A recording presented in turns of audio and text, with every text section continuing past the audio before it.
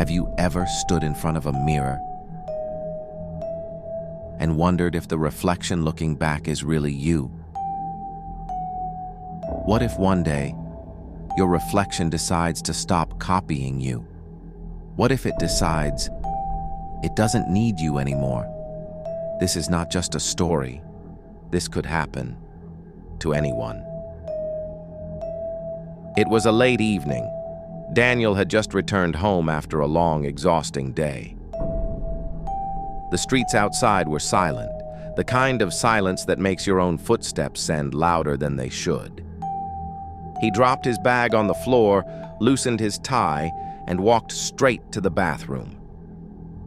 He wanted nothing more than to splash cold water on his face and wash away the weight of the day.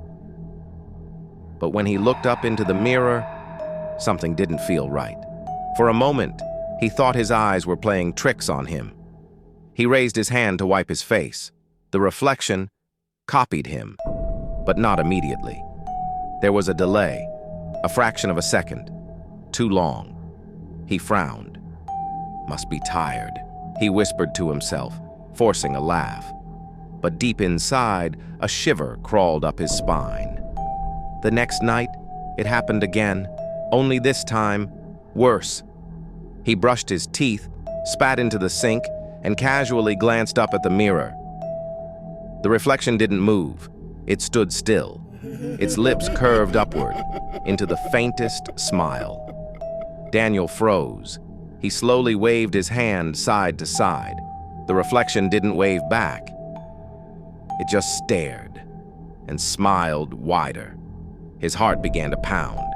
He flicked the bathroom light switch off and on. The reflection flickered, but the smile never left. He stumbled backward, slammed the bathroom door shut, and whispered, "It's nothing. It's just me, imagining things." But when he tried to sleep that night, the feeling of being watched clung to him. Every shadow seemed deeper, every sound sharper. At exactly 3 a.m., he woke up. The house was still. Yet he heard it, scratching. Not from outside the window, not from the walls, but from inside his room. Slowly, his eyes shifted to the bathroom door. It was open. The cloth he had used to cover the mirror was lying crumpled on the floor. And there, inside the darkness of the bathroom, his reflection was standing, perfectly still. But he was sure of one thing. He hadn't moved from his bed. Daniel sat frozen, his breath shallow, his heart threatening to burst. He reached for his phone, his only source of light. But when he turned on the front camera, his face wasn't there. The screen was black, empty, no reflection. Panic surged through his veins. He looked back at the mirror. The reflection was closer now, almost stepping out. Its lips moved, and in a voice softer than a whisper, it spoke. "If I'm out here, then where are you?" The lights in the room flickered violently. Daniel screamed, rushed toward the door, but in that split second, everything went dark. When he opened his eyes again, he wasn't in his room anymore.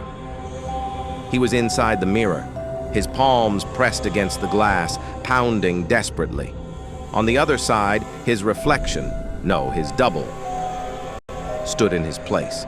The copy looked back at him, smiled, and turned away, walking into his life as if nothing had happened.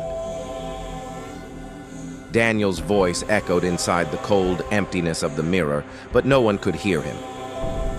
No one ever would.